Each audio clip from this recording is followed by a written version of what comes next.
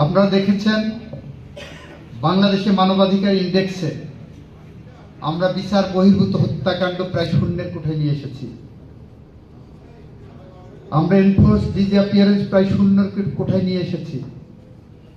মিথ্যা গায়েবী মামলা করার সংস্কৃতি আমরা প্রায় কমিয়ে এনেছি। আমরা বন্ধ করতে পেরেছি পুরোপুরি, এটা আমরা বলবো না। আমরা এমন একটি জায়গায় চলে এসেছি। আমরা এই অবস্থানকে সামনের দিকে নিয়ে যেতে আপনাদের সহযোগিতা চাই। এখানে আমাদের ওয়ালি ভাই একটা কথা বলেছেন 173 এর ধারা নিয়ে। 173 এর ধারা এক অ্যাঙ্গেল থেকে আপনি দেখেছেন, আর এক অ্যাঙ্গেল থেকে যদি আমরা দেখি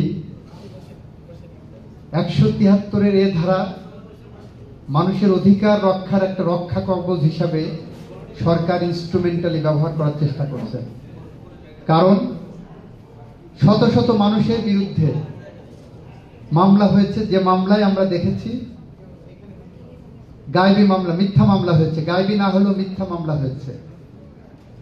সেই মামলায়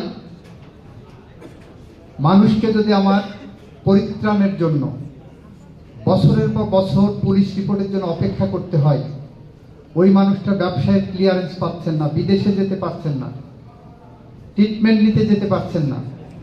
সেই কারণে আমরা সুপিরিয়র পুলিশ অথরিটিকে দিয়ে এরকম একটি অন্তর্বর্তীকালীন পুলিশ রিপোর্টের ব্যবস্থা করেছি, হুইচ ইজ নট ফাইনাল। এই দৃষ্টিভঙ্গি থেকে এই ধরনের একটা আইনকে ইন্ট্রোডিউস করা হয়েছে। বিকাশ পেমেন্টে 10,000 টাকার বেশি অফার। শপিং চলছে তো।